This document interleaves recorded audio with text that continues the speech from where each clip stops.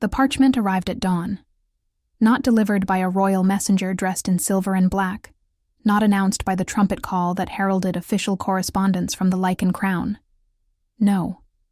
It was left on the threshold of my door like something discarded, folded once with the sharp crease of indifference, sealed with red wax that bore the unmistakable crest of the Lycan keep. A wolf mid-howl, head raised toward a crescent moon. I recognized that seal before I touched the parchment. My hands had traced that crest on armor, on goblets, on the edge of a cloak brooch pinned at a throat I once believed would bend to kiss my forehead. I had not seen that seal in 3 years. My fingers did not shake when I picked it up. That was the first thing I noticed. And then I noticed that I noticed, and felt strangely proud of myself for it. 3 years ago. My hands would have trembled at the mere sound of boots on stone that reminded me of his stride. 3 years ago, I would have broken the seal with something dangerously close to hope. I opened it in the kitchen of the healer's cottage, standing beside the iron hearth where the morning fire had just caught, filling the low-ceilinged room with the smell of wood smoke and dried lavender. Around me were shelves of clay pots and bundled herbs, chamomile, yarrow, shepherd's purse, and the faint sweetness of the honey tincture I had left to steep overnight. This was my world now, small and quiet and mine. I read the invitation twice. His Majesty, Theron, Alpha King of the Lycan realm, extends formal summons to Grace of the Northern Village, former ward of the Crown, to attend the sacred pup ceremony held in honor of the royal heir. Attendance is compulsory for all persons of former bond record. Your presence will be noted. I set the parchment on the table. Former bond record. That was what I was now. A line in a ledger. A name attached to a broken bond, recorded and filed away in whatever cold archive the Crown used to catalog its discarded pieces. I had been his mate, chosen, marked, promised under moonlight in the old tradition, and then I had been returned. Not with cruelty delivered in a shout or a scene. That would have been easier. Theron had done it with the particular coldness of someone removing a stone from a shoe, efficiently, without sentiment, with a brief explanation that left no room for argument. You cannot give me heirs. The bond cannot continue.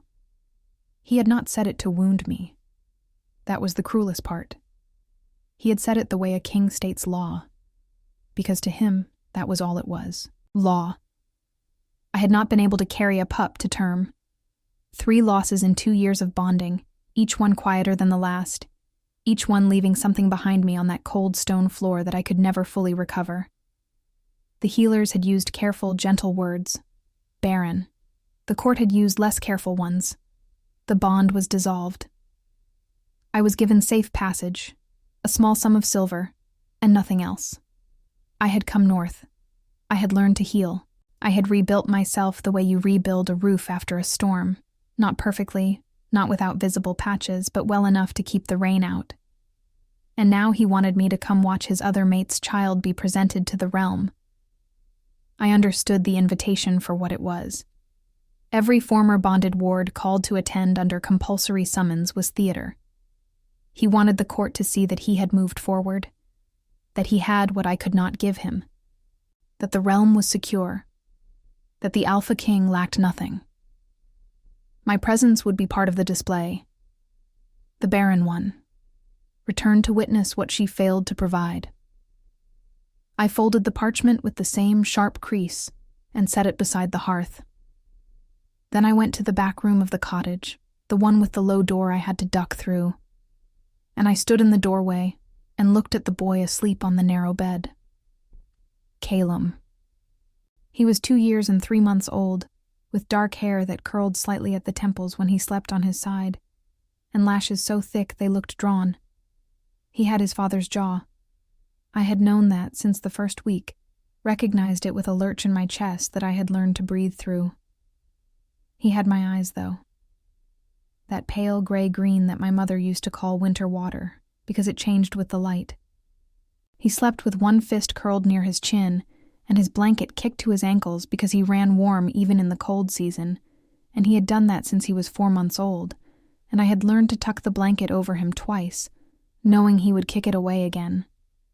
He was a healthy, loud, impossibly strong child, who had cracked the headboard of his cradle at 13 months by pulling himself upright and shaking it, and who had made the healer woman Doran drop her basket of roots last spring by lifting a wooden water bucket she shouldn't have been able to move.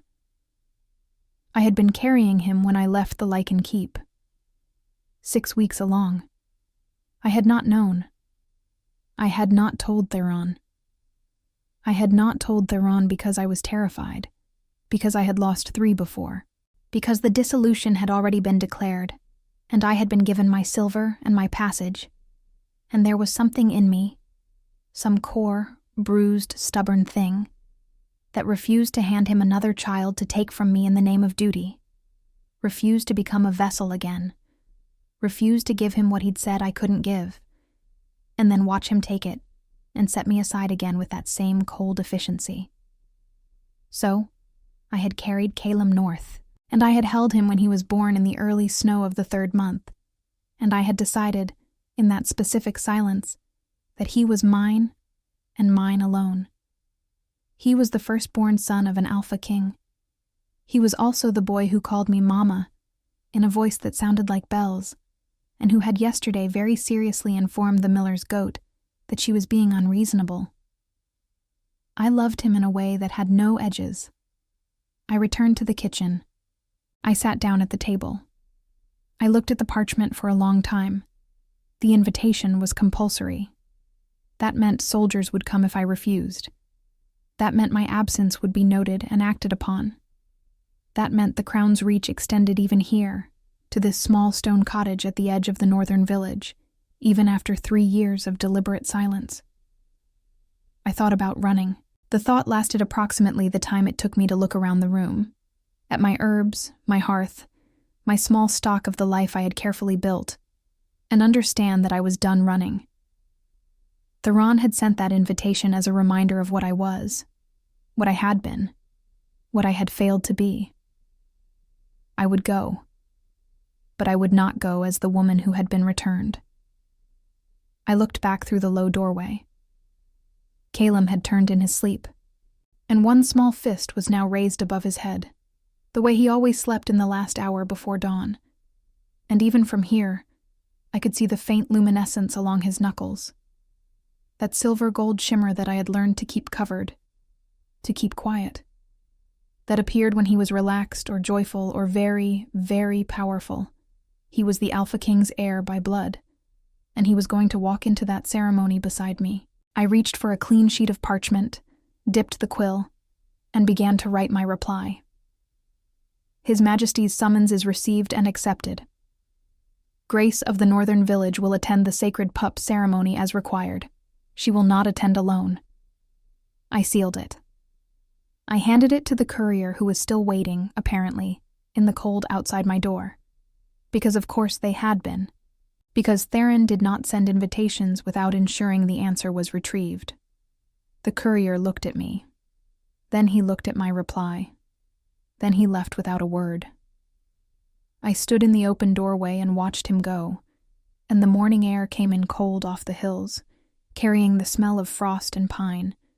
And behind me in the small back room, Caelum woke up and called for me, and his voice was clear and warm and completely unafraid. I turned back inside and closed the door. I had approximately 6 days to prepare. We left on the 4th morning.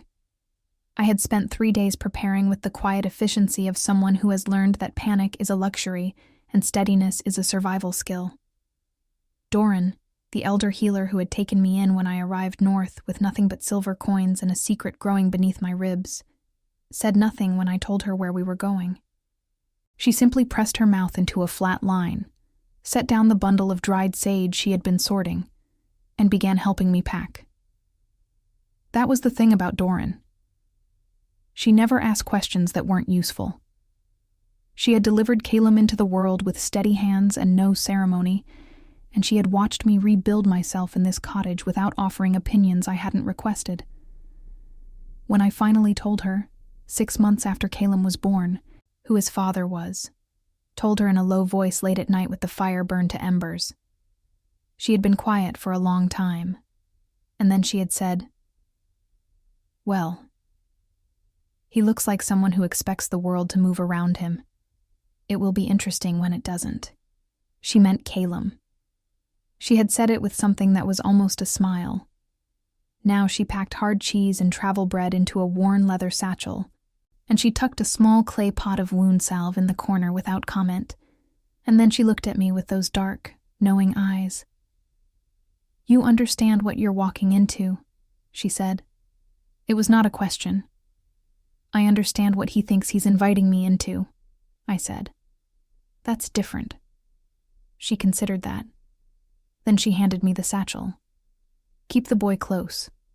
Not just because of who he is, because of what he is. The keep will feel it." I knew what she meant. Caelum's nature, whatever it was, whatever he was becoming, had grown more visible in recent months. Not in ways a stranger would immediately identify, not yet, but in ways that those attuned to bloodlines and rank would sense within moments of proximity. And Alpha's court was full of such people. Betas who read dominance in the air like weather. Gammas who could feel a bloodline 3 rooms away.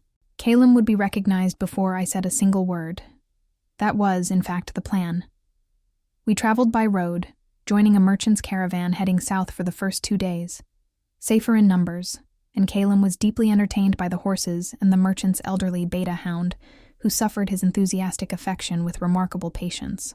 My son had never met a creature he didn't immediately attempt to befriend, which was either a tremendous gift or a future diplomatic problem, and I had not yet determined which.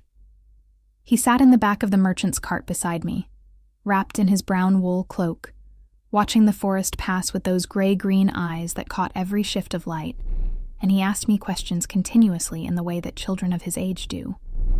Not because they expect complete answers, but because the world is so enormous and new that every question opens into 3 more. "Mama, why are the trees so big?" "They've had a long time to grow." "How long?" "Longer than you can count yet." "I can count to 40. "Longer than 40. He considered this with the gravity of someone receiving significant information. Then, "Mama, where are we going?" I had thought about how to answer this. I had practiced it. "We're going to a castle," I said, "to attend a ceremony. A ceremony is when many people gather to honor something important." "What are they honoring?" "A child, a new baby." He processed this. "Like how Doran honored me with the honey cake?" "Something like that. Bigger." "Will there be honey cake?" "There might be." He seemed satisfied with this and went back to watching the trees. Then, after a while, with the same tone he used when asking about trees and counting, "Is my father going to be there?" I went very still. I had not told him. He was 2 years old. I told myself regularly that he was too young, that I was protecting him, that the time was not right. But children are not as unknowing as adults prefer to believe. Caelum had asked once before, months ago, why other children at the village had fathers who came home at nightfall, and I had said that some families were shaped differently, and he had accepted that with his characteristic pragmatism and gone back to whatever he was doing. But he had filed the question. He had not forgotten it. "Why do you ask?" I said carefully. He shrugged with one shoulder, still looking at the forest. "Because I can feel something. Ahead of us. Something big." He paused. "It feels like when I feel myself. But bigger." My heart was not entirely steady when I answered. "We'll talk about it when we arrive," I said. "I promise I'll explain everything. But I need you to trust me until then." He turned and looked at me with those old, calm eyes that had unnerved village elders and made Doran pause mid-sentence more than once. "I trust you, Mama," he said simply. And then he leaned against my arm and watched the road unroll ahead of us.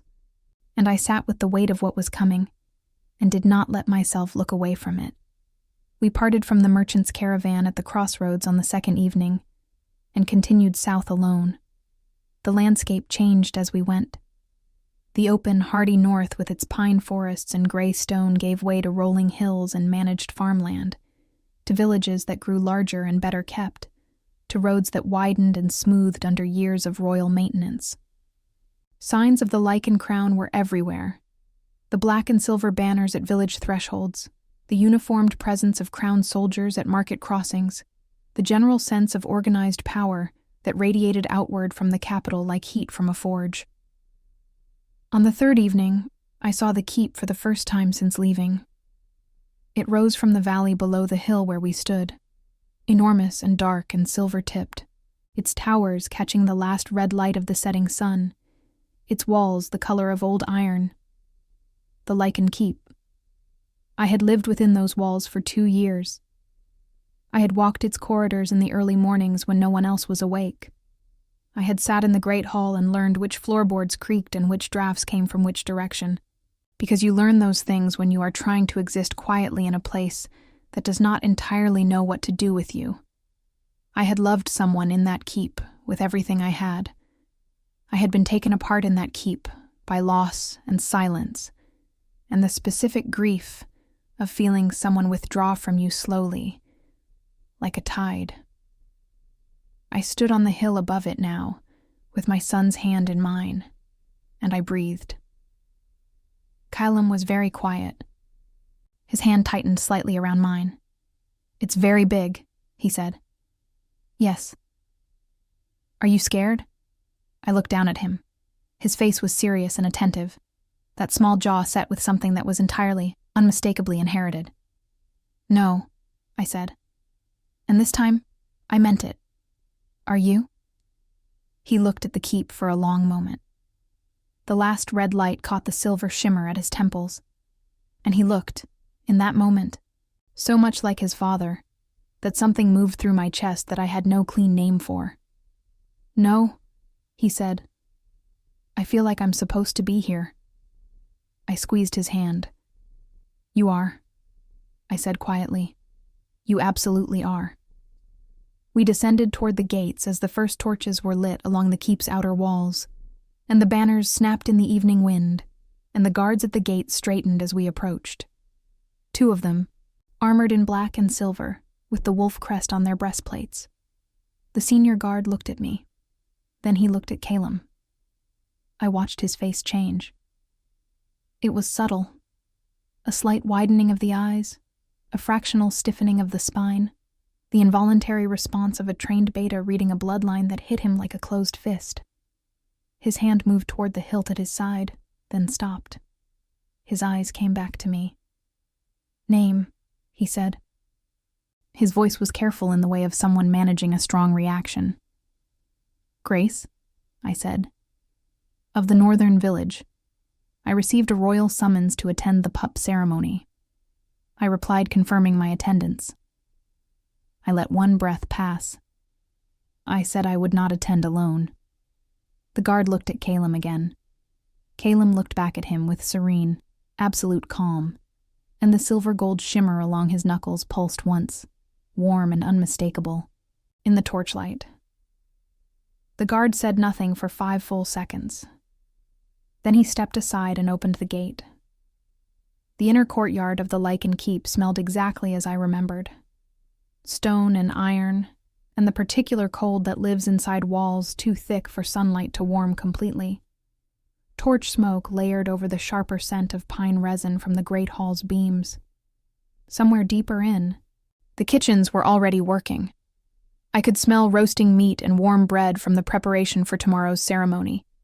And beneath all of it, underneath everything, the dense, complex scent of a Lycan court in full attendance. Dozens of ranked bloodlines in close proximity, each one carrying its particular signature, the air thick with the invisible architecture of dominance and submission that structured every moment of life inside these walls. I had spent 2 years learning to navigate that architecture, learning which rooms carried heavier weight, which corridors were safe to walk alone, which silences were neutral and which were loaded. My body remembered before my mind caught up. My shoulders pulled back. My chin lifted. My stride, without any conscious decision, settled into something quieter and more deliberate than the open walk I used on northern roads. Caelum, beside me, did the opposite. He grew more visible. I felt it rather than saw it. A subtle expansion in the space he occupied, something that had nothing to do with his small size, and everything to do with whatever was waking up in him as we moved deeper into the keep. The 2 guards who had been assigned to escort us through the inner gate walked slightly ahead, and I watched the back of the senior guard's neck, and I could see the tension there, the awareness of what was behind him. We were taken to the east wing, the guest corridor, not the ward chambers I had once occupied. That was deliberate, I understood. A message in architecture. You are a guest now. You belong here less than you once did, which was already not very much. The chamber was adequate. Stone walls, a wide hearth, a bed with proper linen, a smaller cot set near the window that the guard had added with visible discomfort after glancing at Caelum, apparently uncertain of the protocol for a child whose bloodline was currently making his hands emit a faint warm glow in the torchlight. When the guards left and the door closed, I sat on the edge of the bed and let out a long breath. Caelum was already at the window, standing on his toes to see the courtyard below. There are so many soldiers, he said, with the tone of someone taking inventory. This is a king's court. There are always soldiers. Do they fight a lot? Their job is to make sure no one else fights. He considered this with his characteristic seriousness. Then he turned from the window and looked at me. Mama, you said you'd explain. I had said that. On the road, when he'd asked about his father. I had promised him an explanation when we arrived. I patted the bed beside me. He came and climbed up without fuss, settling cross-legged facing me, his small hands in his lap, his eyes patient and level. He had always listened like this, completely, with his whole attention, in a way that made him seem older than he was, and simultaneously made my chest ache with how much I needed to protect that quality in him. I told him the truth. Not all of it. Not the losses. Not the grief.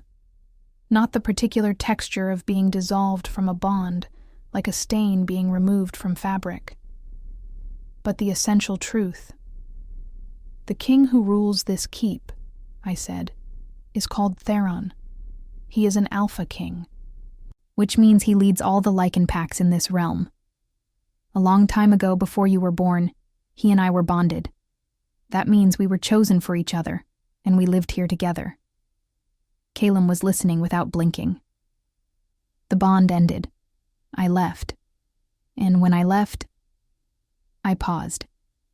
When I left, I didn't know that I was carrying you. By the time I understood, we were already in the north, and I decided to keep you safe and raise you there. Quiet. Theron is your father, I said. Caelum sat with this for a moment that felt much longer than it was. Outside, somewhere in the courtyard, a horse moved in the stable, and a guard called something to another guard, and the torch in our room crackled once. The big feeling, he said finally. The one I felt on the hill. That was him. Yes. He doesn't know about me. No. He looked down at his hands. The shimmer was there, steady and quiet, pulsing gently in time with his breathing. Is he going to be angry? I thought about lying. I thought about softening it. I don't know exactly how he'll react, I said. But whatever happens, you are not in danger. I will not let anything harm you. Do you believe me? He looked up. Yes, he said. No hesitation, no condition. Just yes. Good. I reached out and tucked a curl back from his forehead. Now sleep. Tomorrow will be long. He lay down without protest, which told me the travel had worn him more than he showed, and within minutes his breathing deepened. I sat beside him in the firelight and watched the shimmer at his temples pulse slowly in sleep, and I let myself feel just for a moment the full weight of what tomorrow was. I did not sleep much. In the early morning, before Caelum woke, I heard footsteps in the corridor outside our door. Measured, heavy, deliberate. I knew that stride. I had known it for 2 years across stone floors and great halls and private chambers and garden paths, and 3 years of silence had not made it unfamiliar. The footsteps stopped outside our door. I sat completely still on the edge of the bed. A long pause. Then the footsteps continued, moving away down the corridor. He knew we were here. Of course he did. The guard had certainly reported immediately, and Theron had certainly felt the bloodline pull the moment it entered his keep. That alpha awareness that tracked every significant presence in his territory, the way a hunting wolf tracks movement in undergrowth. He had come to the corridor. He had stood outside the door. He had not knocked. I did not know what to do with that. The ceremony was held in the great hall at midday. The hall had been transformed. Black and silver banners hung from the rafters, threaded through with white, the color of new life in the Lycan tradition. The long tables had been pushed to the walls to create a wide central aisle, leading to the dais where the great stone chair stood, and that chair was draped in wolf pelts and ceremonial cloth. Candles burned in the iron chandeliers overhead, hundreds of them, filling the hall with warm amber light that softened the hard lines of the stone. The court was assembled in full. I had forgotten, or perhaps chosen to forget, what a Lycan court in ceremonial dress looked like. The colors were deep and rich, burgundy and navy and dark green, fur-trimmed cloaks and polished sword hilts and silver rank markings at collar and cuff. Alpha nobles stood in their designated positions with the particular proprietary ease of people who have never had to wonder whether they belonged. Betas flanked them. Gammas moved with purpose through the assembly, managing the ceremony's logistics with practiced quiet. I entered from the east corridor, which opened into the side of the hall. I had dressed carefully. Not in any attempt at finery I didn't have, but in the deep green wool dress that was my best, clean and well-kept, with my dark hair pinned back simply and Caelum beside me in his brown cloak, with the collar straightened and his curls tamed to a degree that had taken significant negotiation. We were noticed the moment we stepped through the door, not loudly. It moved through the room like a current under water. A shift in attention, a turning of heads, a ripple of whispered consultation that spread outward from us in a ring. I kept my eyes forward, and my pace steady, and my hand around Caelum's, and I felt rather than saw the reactions that followed us down the side of the hall, to the position a nervous beta steward directed us toward. I saw Mara before Mara saw me. She stood on the dais beside the great chair, holding the infant, Theron's heir by her, the child this ceremony honored. She was beautiful in the way of someone who has always known they would be looked at. Tall, dark-haired, dressed in white and silver, her alpha rank visible in the set of her shoulders and the angle of her jaw. She held the infant with confident ease. She looked like exactly what she was, a queen in waiting, secure in her position, prepared to receive the court's reverence. Then someone near her said something. She turned and looked toward the east entrance. She found me. And then her eyes went down to Caelum.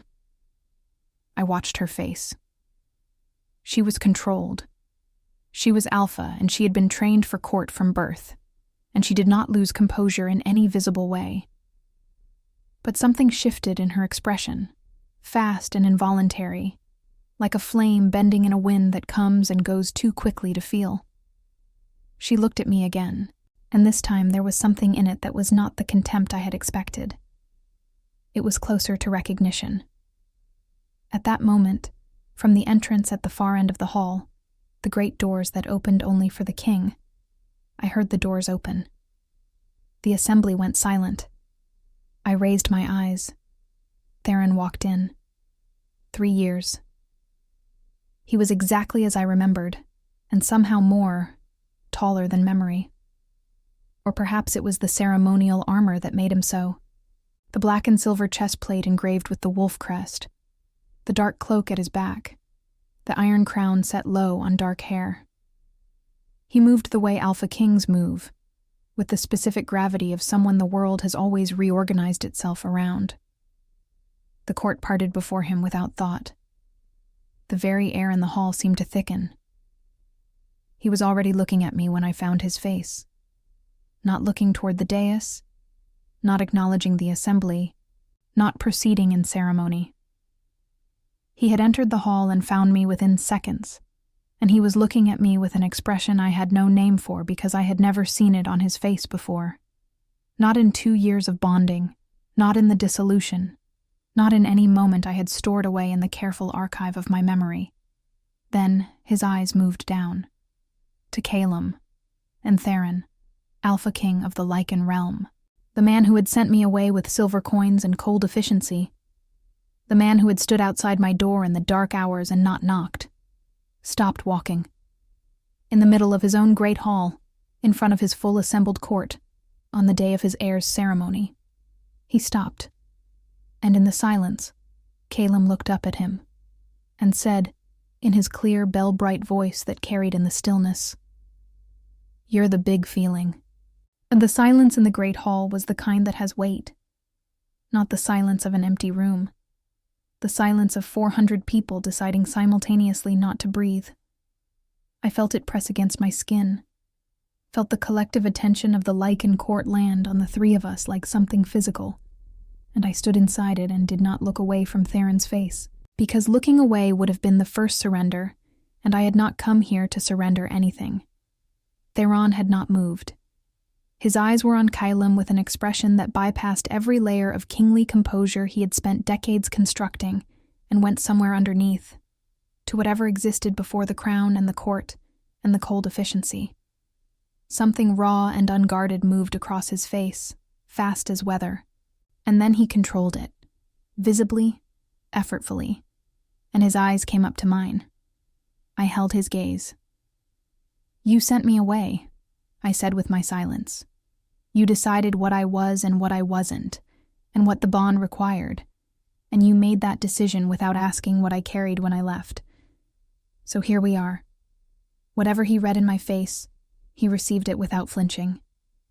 Then, because he was Theron, and the court was watching, and he had never in his life allowed a moment to proceed without his direction, he moved. He continued walking, measured, deliberate, the stride that had stopped outside my door in the dark hours. But he did not go to the dais. He came toward me.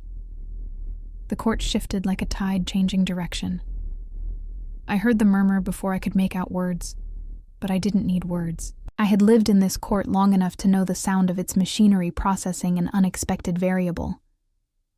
Beside me, Caelum watched his father approach with the calm, assessing attention he gave everything new, and the shimmer along his knuckles pulsed once, warm and visible, and I heard the sharp intake of breath from the nobles nearest us. A beta lord 3 positions to my left said, low and urgent, to the woman beside him, "That glow. Alpha bloodline," she said. And then, quieter still, "Strong." Theron stopped 6 feet from us. Up close, after 3 years, he was both familiar and strange. The planes of his face were the same, the hard jaw, the dark eyes that caught light the way deep water does, the particular stillness he wore as other men wore armor. But there were lines at the corners of his eyes that hadn't been there before, a tightness around his mouth that I recognized as the residue of something long carried. He looked at me first. A full, unhurried look, the kind he had always been capable of. Theron had never been a man who looked at things briefly. Then he crouched down. It was the last thing I had expected. The Alpha King of the Lycan realm, in full ceremonial armor, in front of his assembled court, lowered himself to one knee on the stone floor of his own great hall, so that he was at eye level with my son.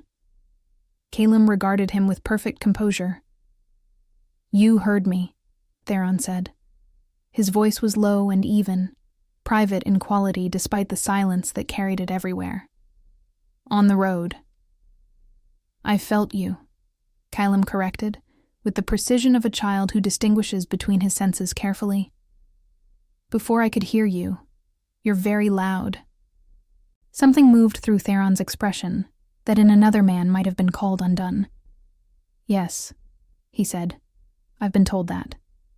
Mama says I'm loud too," Caelum offered. "But she says it differently." Theron's eyes came up to mine for one moment, and in that moment I saw something I had not expected to see from the man who had dissolved our bond with the calm of a magistrate closing a case. I saw grief, old and banked and carefully tended, the way you tend a fire you're not ready to let go out. He stood. He looked at me properly. "Grace," he said. "Your Majesty," I said. The formal address landed between us like a stone dropped in water. I watched the ripple of it cross his face. "We need to speak privately," he said. Not a request. But not, I noticed, the command he could have made it. Something in between. Something he was working to keep from becoming a demand. "We will," I said. "After the ceremony. Your court is waiting, and I will not take this moment from—" I paused, chose words carefully. "From the child being honored today. Whatever else is true, that child is not responsible for any of it." He looked at me for 3 seconds. Then he nodded once, with a precision that told me I had surprised him, and turned back toward the dais. The court breathed. I will not pretend the ceremony was easy to stand through. Mara was composed and gracious in the way of someone who has decided that composure is her greatest weapon, and she was not wrong. She held the infant, a boy, dark-haired like his father, small and healthy and innocent of everything, and received the court's blessing with the serenity of a woman who believes her position is unassailable. She may have believed it less firmly than she had that morning. I watched her during the blessing rites, when the elder Gamma priest moved through the old words of the Lycan ceremony, and the court responded in the traditional call and answer. I watched her eyes move, twice to Caelum standing beside me. I watched her process what she was seeing, the bloodline shimmer, the jaw, the eyes, the way the alpha wolves nearest us kept orienting toward my son with the involuntary attention of something instinctual and beyond training. She was not a foolish woman. She had known what she was doing when her mate sent that summons. She had understood the theater of it, the barren former mate, invited to witness what she could not provide. She had expected to look at a defeated woman and feel the ceremony's joy uncomplicated. She had not expected this. I felt a complicated thing for her, standing there. Not sympathy exactly, not satisfaction either. Something more uncomfortable than either. The recognition that she and I were both living inside a story that Theron had authored, and that neither of us had written our own parts. When the ceremony concluded and the court began to move toward the feast tables, I felt Caelum's hand tighten briefly around mine. "The baby is very small," he said. "He'll grow." "Will I meet him?" I looked down at him. "Perhaps, someday." He nodded, accepting this. Then, "The king is watching us." "I know." He looked sad. I had seen it too. Across the hall, through the movement of the reassembling court, Theron stood near the dais, and his eyes had found us with the regularity of something he could not entirely control. Each time I caught him looking, he did not look away first. That was new. The Theron I had known had used his gaze as a deliberate instrument. This felt less controlled. The beta steward who had positioned us at the ceremony appeared at my elbow. "His Majesty requests your presence in the council chamber," he said quietly, "when you are ready." "And the boy?" I asked. A beat of hesitation. His Majesty was... Another pause. Specific that the boy should come as well. The council chamber was smaller than the Great Hall and carried a different weight, the weight of decisions rather than ceremony. The long table was bare, the chairs pushed back, and when the steward closed the door behind us, the sounds of the feast disappeared as if they had never existed. Theron was already there, standing at the far end of the table. He had removed the iron crown. Somehow that was the detail that shifted something in me. The crown set on the table beside him, the absence of it making him look like a man rather than a function. He looked at Caelum for a long moment, then at me. "How old?" he said. Not quite a question. 2 years and 3 months, I said. I watched the calculation move through his face, the dissolution, the date of my departure. He arrived at the same number I had lived with for over 2 years, and something in him went very still. "You knew when you left," he said. "No. I was 6 weeks along. I didn't know." "When did you know?" 2 months after I arrived north." The stillness extended. "And you didn't send word." Here it was. The accusation that was also a question, the wound inside the words. I had prepared for this. I had rehearsed answers that were reasonable and measured and fair. What came out instead was the truth. "You sent me away," I said. "You told me I could not give you what you needed, and you ended the bond, and you gave me silver coins and a road north. And 2 months later I was sitting in a healer's cottage understanding that I was carrying your child, and I was..." My voice stayed level. I was proud of that. I was terrified, not of you, of what it would mean to hand you that, after everything, to become the vessel again, to give you the heir and then be set aside with better terms. I paused. I chose him. I am not going to apologize for choosing him. Theron said nothing for a long time. Caelum, who had been standing beside me following the conversation with his complete, unnerving attention, looked up at his father. "She takes very good care of me," he said. Informative, not defensive. "She learned to make the medicine with the yellow flowers because I get cold, sore throats in winter. And she always finds where I hide when I want to be quiet, but she doesn't make me come out right away. She waits." Theron looked down at him. The muscle in his jaw moved once.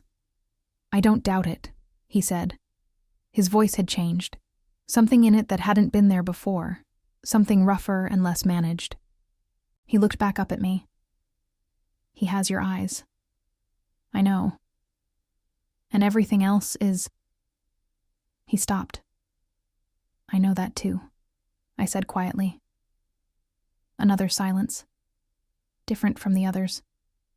Less like confrontation, and more like two people standing in the wreckage of something, looking at what had been built in the ruin, trying to understand how to speak about both things at once. "I made a decision," Theron said finally, "that I believed was the right one. I believed I was protecting the realm. I believed..." He paused, and what crossed his face then was the hardest thing I had seen from him. "I believed I was protecting you from a bond that caused you pain, that every loss..." "Don't," I said softly. "Not tonight." He closed his mouth. "Tonight," I said. "I need to know what happens now, what you intend. Because he is my son first, and whatever claim blood makes, I will not have him used as a piece in court politics." Theron looked at Caelum again. Caelum looked back at him with those gray-green winter water eyes. "No," Theron said. "He won't be. A beat. I swear it. It was not resolution. It was not forgiveness. And it was not an answer to every question that 3 years of silence had accumulated. But it was a beginning. And it was said with a weight that I recognized from the man I had known before. The grief and the loss had built a wall between us.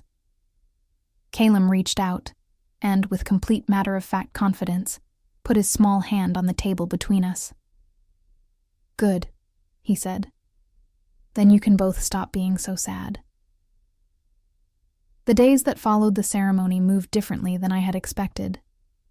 I had arrived at the Lycan keep braced for battle, for court politics wielded like blades, for Mara's cold hostility, for Theron's alpha authority deployed as pressure, for the machinery of the kingdom to close around Caelum and me, and begin the process of determining what we were, and what we were owed, and what could be taken.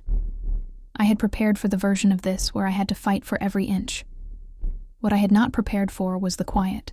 The morning after the ceremony, a senior beta steward arrived at our chamber door with a formal request. Not a summons, a request, that Caelum be permitted to walk with Theron in the inner courtyard. The distinction was deliberate. I understood that Theron had chosen his words carefully, and that the choosing had cost him something in the currency of pride that Alpha Kings spend reluctantly. I looked at Caelum. He was already putting on his boots. I stood at the window and watched them below. Theron walked slowly, slower than his natural pace, I could tell, adjusted to the stride of a small child who stopped every few steps to examine something. A crack in the flagstone, a pigeon on the wall, the way the morning light moved across the iron gate. Theron crouched beside him each time without impatience, and I watched him point at things. Answer questions I couldn't hear, and once, just once, reach out and steady Caelum when he climbed up onto the low stone border of the courtyard well to get a better look at something, his hand at my son's back, careful and instinctive. I pressed my fingers against the cold glass of the window and breathed. Mara came to me on the second day. She came without announcement, which told me she had chosen to approach without the armor of protocol, and she came alone, which told me she was either more confident or more uncertain than she appeared. She was still beautiful, still composed, but in the private morning light of the corridor outside my chamber door, she looked like a woman carrying something heavy and looking for somewhere to set it down. "I would speak with you," she said, "if you're willing." I stepped back and let her in. We sat at the small table by the hearth, and a servant brought tea without being asked. The keep's staff had recalibrated quickly to the new geography of importance, which was its own kind of information, and Mara looked at her cup for a moment before looking at me.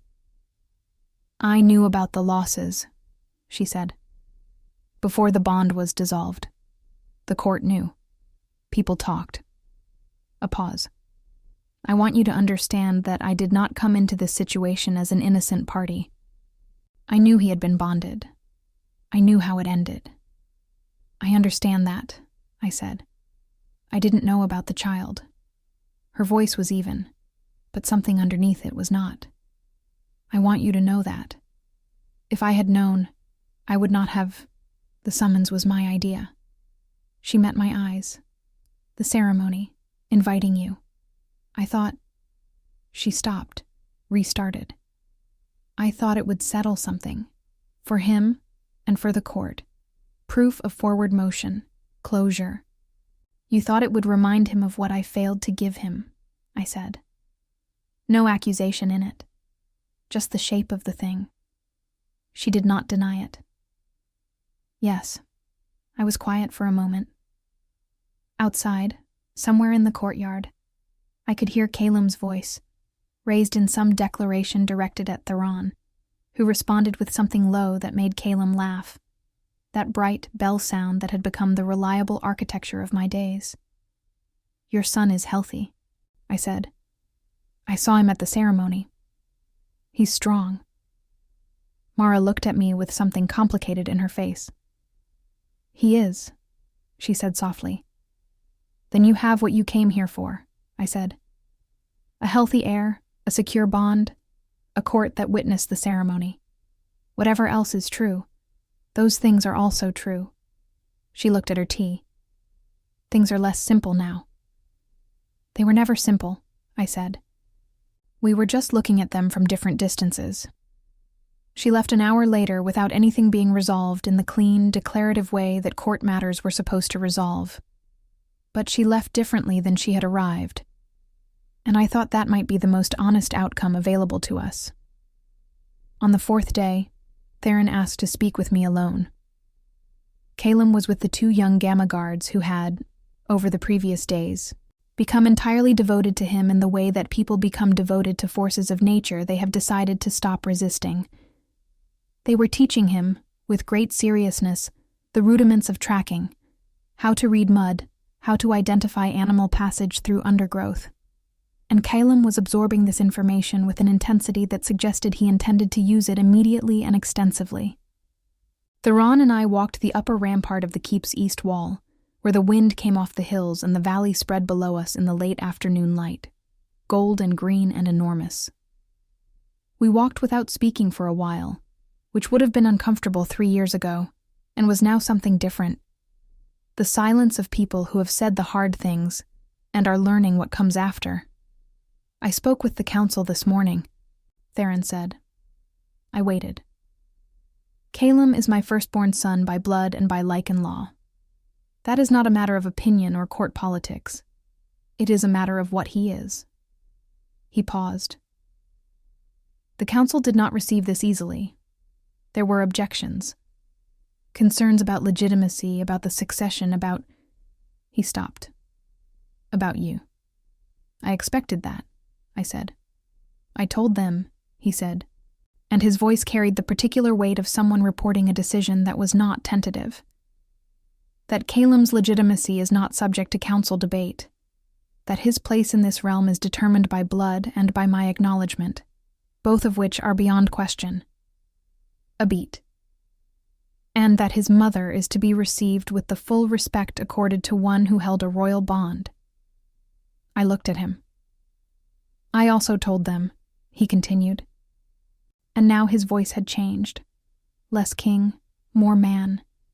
That the dissolution of our bond was my decision, made in grief and in error, and that I have no right to ask anything of you on the basis of that admission, but that I am making it regardless. The wind moved across the rampart. Below, in the distant courtyard, I could hear the faint sound of Caelum's voice, instructing one of his gamma guards on something at length. "You said you believed you were protecting me," I said. "From the pain. I believed that losing again would..." He stopped, restarted. "I watched you, after each loss. I watched you get smaller. Not in a way you showed. You never showed it. But I could feel it, through the bond. Something in you getting quieter, and I didn't know how to..." His jaw tightened. "I am not, it turns out, as capable as I believed of managing things I don't understand." It was the closest thing to helplessness I had ever heard from him. It cost him. I could see that. "You should have told me," I said, "what you were feeling, why you were withdrawing. You should have said it instead of deciding for me." "Yes," he said, simply. No qualification. We stood there with that truth between us, and it was painful, and it was also somehow cleaner than anything that had come before it. "I'm not the same woman who lived here," I said. "Whatever you're thinking, whatever the council is adjusting to, I'm not her. 3 years in the north, raising a child alone, building something from nothing. I'm not going back to being a ward of the crown who learns which floorboards creak so she can move quietly." "I know," he said. "I don't want that. What do you want?" He was quiet for long enough that I turned to look at him. He was looking at the valley, the last light catching the iron of the crown he had put back on for the day's council business, and his face in profile was very still. "I want my son to know his father," he said, "and I want..." He stopped. "I want the chance to do better than I did, not to reclaim what was. I understand that's not available to me, but to earn something new, if you're willing to let that be possible." He turned and looked at me. "I am not asking for an answer tonight. I am not asking for an answer this season. I'm asking you to consider remaining, not as a ward, not as a former bond, as yourself, with all the authority that your son's blood gives you in this court, and whatever you choose to build here on top of that." I looked at him for a long time. Below, I heard Caelum laugh, that clear, unguarded sound. And I heard one of the gamma guards laugh with him. And somewhere a horse moved in the stable, and a bell rang the evening hour from the village beyond the walls. "I'll consider it," I said. His breath released. Just slightly. Just enough to show me what the answer had mattered. We stayed. Not because Theron asked, and not because the court adjusted, though it did, slowly, with the particular grace of a system recalibrating around a new reality. We stayed because Caelum thrived there in a way that went beyond my ability to explain and beyond my right to refuse him. He grew into the keep, the way a tree grows into a wall, finding the space, filling it, making himself necessary to its texture. The Gamma Guards who had begun by teaching him to track were, by the second month, following him through the forests because he had surpassed their lesson plan entirely. The elder Gamma priest, who had performed the pup ceremony, sought him out with increasing frequency for conversations that ran longer than expected, and left the old man looking thoughtful. He met his half-brother formally in the 5th month, in the small garden off the east wing. The infant, named Cael, which made me close my eyes briefly when I heard it, was not yet walking, but he was alert and bright, and Caelum sat across from him on the garden bench, with the seriousness of someone being introduced to a significant responsibility. "He's very small," Caelum said. "You were smaller," I told him. "I don't remember that." "I do." He reached out and let the infant grip his finger, and something in his face went soft and unguarded in a way that I stored away carefully, the way I stored away all the moments I needed to keep. Mara and I did not become friends. That would be too simple a word for what developed between us. Something more like the mutual respect of two people who have looked clearly at the same complicated truth and chosen to build something functional in its shadow. She was a good mother. I was willing to see that. She was, I came to believe, a woman who had made decisions inside a system that shaped her options the way it had shaped mine, and who was now, like me, navigating something none of us had planned for. Our sons would grow up in the same keep. That required something from both of us, and we gave it, imperfectly and without ceremony. What changed between Theron and me did not change quickly. It changed in the way that deep things change, through accumulation, through small moments that build into something structural over time. Through the evenings when he came to the East Wing courtyard, where Caelum and I had established the habit of sitting after supper and stayed longer each time. Through the morning, he arrived at our chamber door with a problem he needed to think through aloud, and stood in the doorway talking for an hour, before either of us acknowledged that he was still there.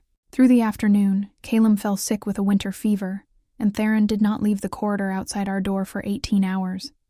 And in the morning, when the fever broke, I opened the door and found him there, and did not ask him to leave. We were not what we had been. That version of us was gone, and I did not grieve it anymore.